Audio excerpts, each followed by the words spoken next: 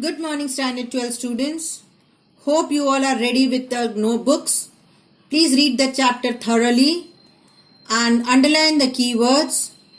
And I request you all to open the link and watch the videos and understand the chapter.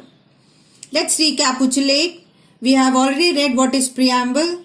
Now, preamble is an interval part of the basic structure of the Constitution. That means preamble is the introduction of the Constitution. What are the 5 cardinal features of India? So this also we have read in the previous module. So as it said, India is a sovereign state, socialist, secular and democratic state and a republic country. Now today we are going to read about the basic 4 objectives of the state. Objectives are secured for all its citizens. First one is justice.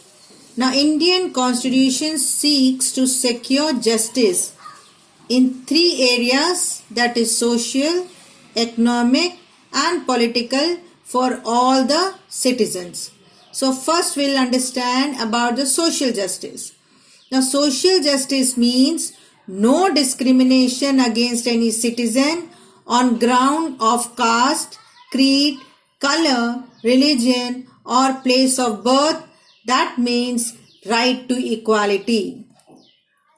Next objective is the economic justice, which means no discrimination between man and man on the basis of income, wealth and economic values.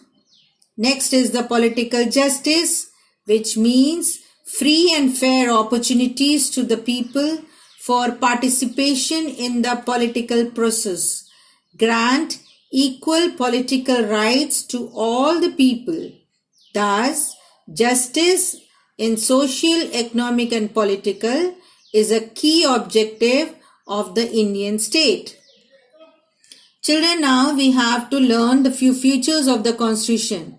Now these features we have already read in the previous classes. We have read in Standard 7, we have read in 8, 9 and again now in Standard 12 we are reading. So what are the features of the Constitution which we have to read?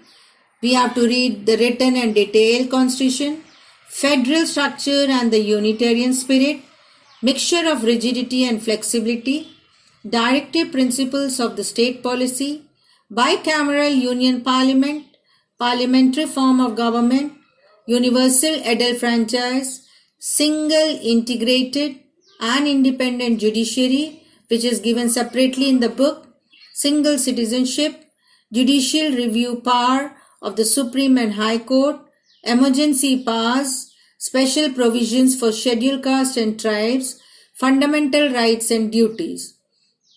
Out of all the features, I am going to touch with only few features. First one is the federal structure and a Unitarian in spirit. Why our country is called as a federal structure and a Unitarian spirit means the Constitution provides for a federal structure with the unitary spirit. Like a federation constitution or a federal form of government, it has division of powers between the center and state. Then our Constitution consists of the written and rigid Constitution. It is a supreme constitution. It is independent judiciary, bicameralism. So hence the Constitution of India is neither federal nor unitary but a mixture of two. Next feature, let us understand about the mixture of rigidity and flexibility. The Union Parliament can amend some parts of the Constitution by passing a law, and some of its provisions can be amended in a difficult way, while others can be amended easily. So the provisions which can be amended in a difficult way is called as rigidity, and the which can be amended easily is called flexibility. So for example, formation of new states, rules regarding citizenship, provisions regarding the creation and abolition of the Legislative Council, these can be amended by the simple method.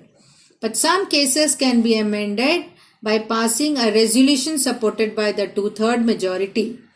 Like election of the president, extent of the executive power in the union state, provision dealing with the Supreme Court or High Court, etc. These all are the rigid method.